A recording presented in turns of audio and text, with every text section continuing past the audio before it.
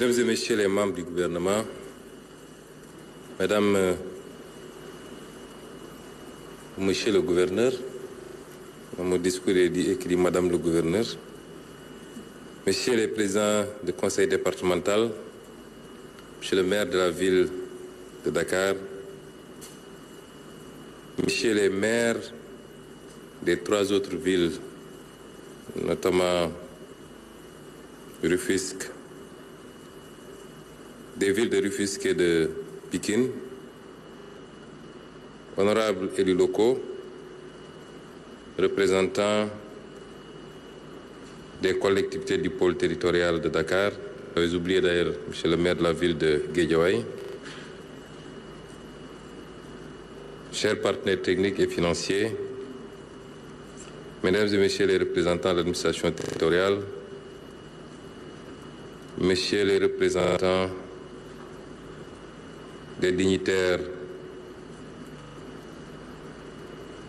traditionnels, Mesdames et Messieurs, nous sommes réunis aujourd'hui autour d'un moment important pour l'avenir de notre territoire et de notre pays.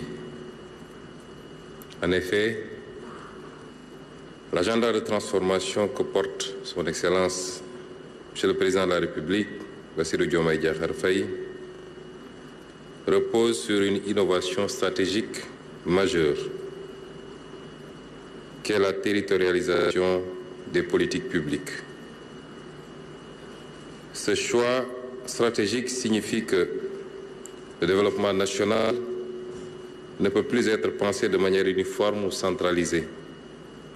Chaque territoire doit devenir acteur de son destin, valoriser ses forces, exploiter ses potentialités et contribuer pleinement à la souveraineté de notre pays.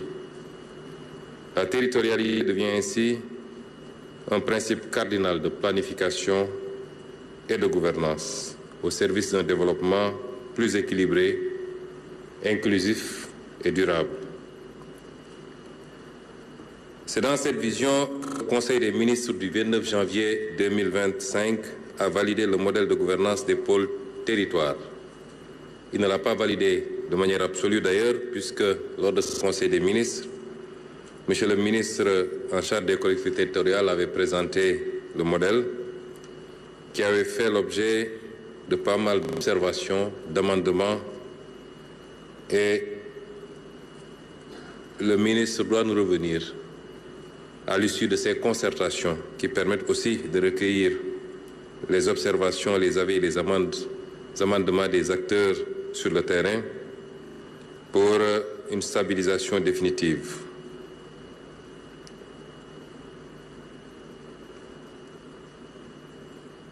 C'est donc dans cette vision que le Conseil des ministres du 29 janvier 2025 a entendu organiser reprendre la nouvelle organisation territoriale autour des pôles, chacun doté d'une structure qui pourra prendre l'appellation d'établissement public territorial ou de toute autre appellation que nous jugerons utile, et doté d'un organe sous forme de conseil certainement, qui permettra d'assurer le pilotage. Cette décision du Conseil des ministres donc ouvre la voie à une gouvernance locale forte et résolument tournée vers l'avenir. Sur instruction du chef de l'État et sous notre supervision, le ministère de l'Urbanisme, des collectivités territoriales et de l'aménagement du territoire a engagé un cycle de concertation couvrant l'ensemble du territoire national et plaçant les citoyens et les acteurs locaux au cœur du processus de décision. Mesdames et messieurs, ce qui nous réunit aujourd'hui n'est qu'une étape de ce processus. Et le ministère a voulu démarrer par les 7 autres pôles et de terminer par le pôle Dakarou pour ce qu'il représente. Ces concertations ont débuté donc avec le pôle centre en février 2025, en présence du chef de l'État, qui y était pour les besoins de la journée de l'élevage, mais qui a pu en profiter pour avoir des échanges avec les parties prenantes. Et ceci pour définir les axes d'un développement autonome, durable et résolument tourné vers l'avenir. Elles se sont poursuivies au mois de mars 2025 dans les pôles de Thiès, ensuite le pôle Diourbel-Louga, rassemblant élus locaux, acteurs économiques, sociétés civiles et citoyens autour des priorités stratégiques de ce pôle, de ces deux pôles. Le pôle Est a acquis les concertations en avril 2025, tandis que le pôle Sud et les pôles Sud et Sud-Est se sont tenus courant mai 2025, confirmant l'ancrage territorial de cette démarche. Enfin, le pôle Nord a été consulté quasiment à 2 reprises à Saint-Louis en juin 2025 et à Podor en août 2025. Vous observerez que nous nous sommes abstenus pour le moment de donner des dénominations aux pôles, puisque c'est un travail qui doit allier la prise en compte des spécificités économiques, mais également socioculturelles, et les concertations nous permettront de le déterminer. Ces ateliers qui ont réuni une large diversité d'acteurs,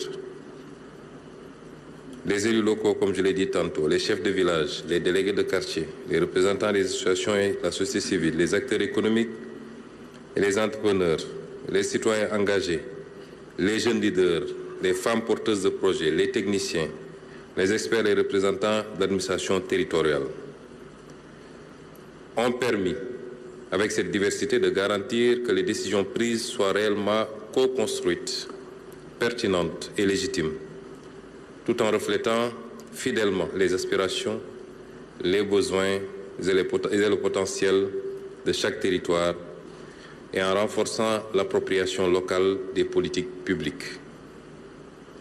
Aujourd'hui donc, nous sommes au bout de ce processus avec ces concertations que nous ouvrons autour du pôle territoire Dakar, auquel revient l'honneur de clore ce cycle de concertation.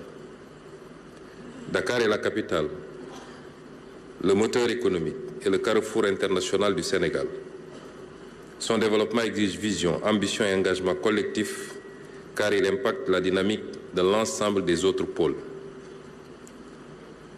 Mesdames et messieurs, pour ce que j'ai développé tout à l'heure, vous remarquerez que nous avons 8 pôles. Et notre option, c'est d'arrêter de penser les autres pôles à partir de Dakar. Depuis 1960 jusqu'à présent,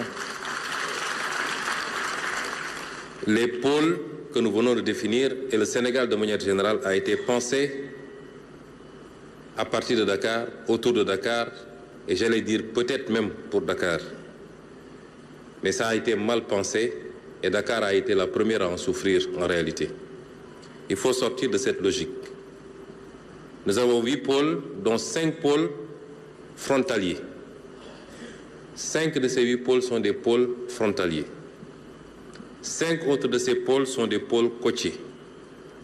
Et 3 de ces pôles côtiers sont également des pôles frontaliers, notamment le pôle sud, le pôle nord, notamment le pôle de Saint-Louis, qui sont en même temps des pôles frontaliers. Donc, nous devons aujourd'hui structurer la réflexion. Pour les pôles frontaliers, il faut qu'on les pense, qu'on les repense dans la perspective de jouer un rôle tampon avec les économies voisines. Je peux donner comme illustration le pôle sud, qui doit pouvoir aujourd'hui, avec le projet d'édification d'un port en eau profonde à Nikin, jouer un rôle dans le rayonnement sous-régional avec les 2 Guinées et certainement la Gambie, adossé à une zone économique qui pourra nous permettre d'implanter des unités industrielles et d'avoir l'ambition avec notre gaz de transformer, au-delà de nos ressources naturelles, notamment le fer et la bauxite, de pouvoir avoir l'ambition de capter et de transformer une partie des ressources de nos voisins.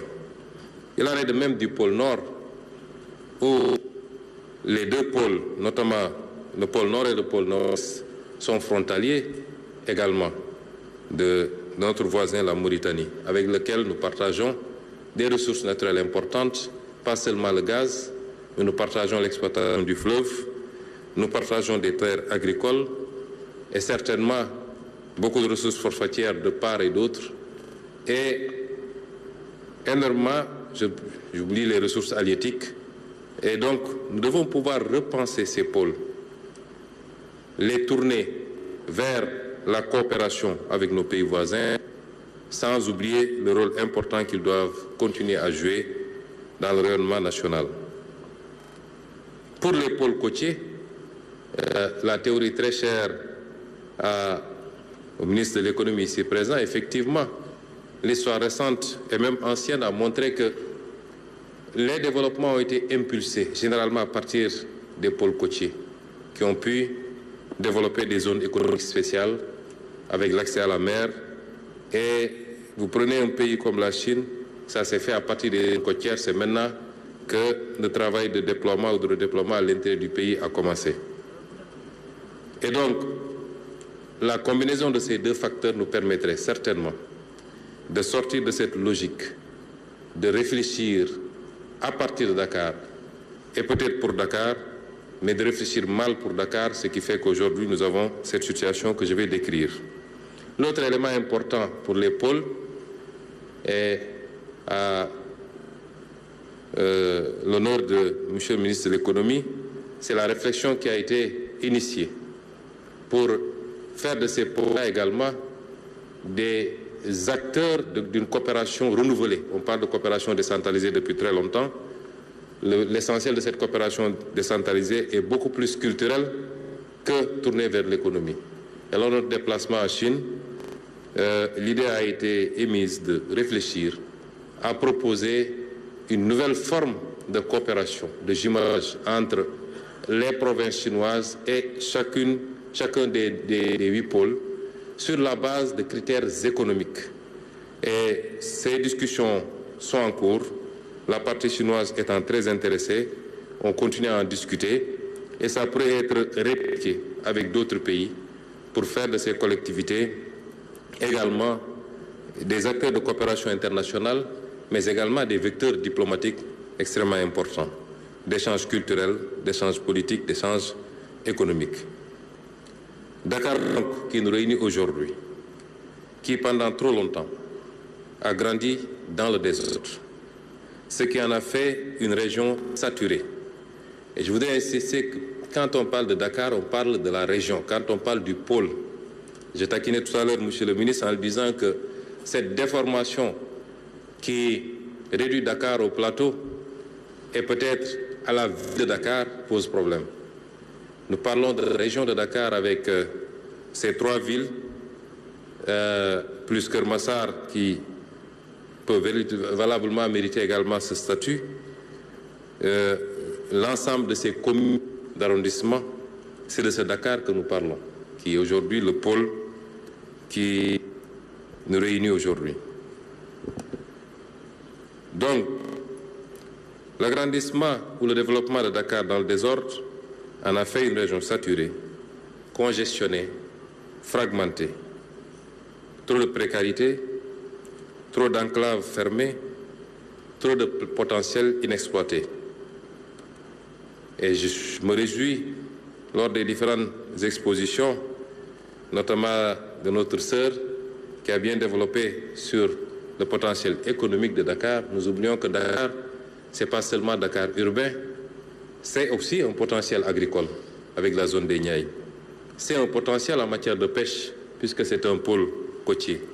C'est un potentiel touristique extrêmement important, tourisme médical, tourisme religieux, tourisme culturel, mais c'est aussi cette volonté de le positionner, le pôle en tout cas,